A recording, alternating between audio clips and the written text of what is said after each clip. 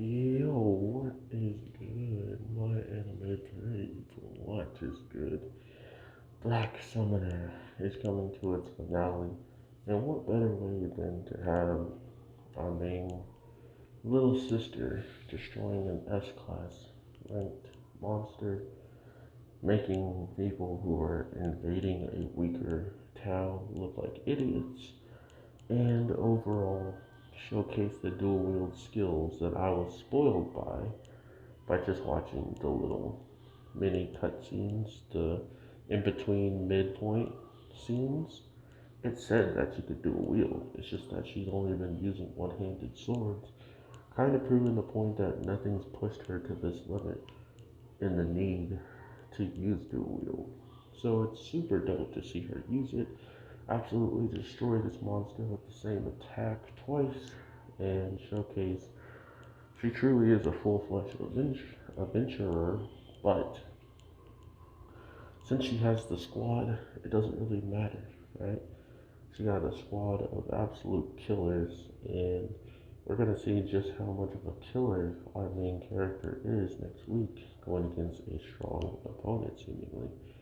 Um, Probably the same person who is either A, giving uh, giving away information about the people here, or he's the one that wanted to attack this place in the first place. So very curious to see who this new fighter is and why he's being introduced as the season finale, because that might not be good for him, right? The one time you show up, it's at the end of episode 11 for 2 seconds. You're said to be strong, but now you're going against a battle junkie who absolutely wants to fight you at your best. So there's a lot to take in from this, and what I took in the most was the interesting elf story. Her maybe mom of the elf we know giving up her life and to protect a village from the fire dragon, which sounds like something we might run into in the future. Some dragon that can put a curse onto people and do what it was doing throughout that whole time. And maybe since she gave birth to a half elf, half human, aka our girl, that makes sense why it passed down to her some way, somehow. If she's never met this dragon or ever knew what this dragon was, it would make sense that that was the only way it was passed down to her. Um, the elf woman that gave herself to the dragon was also found dead in the forest.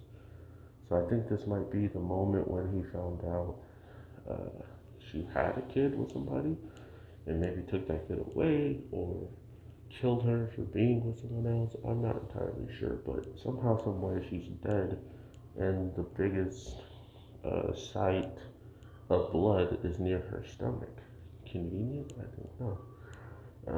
So yeah, they're setting up a lot for the side character of the elf, while at the same time they've already set up a lot for other characters like the Dark Knight attacking the kingdom, getting his revenge, and then we have a demon lord's daughter on our right hand side. Okay, every character that's on our team has backstory or something interesting besides the slime, I guess you could say.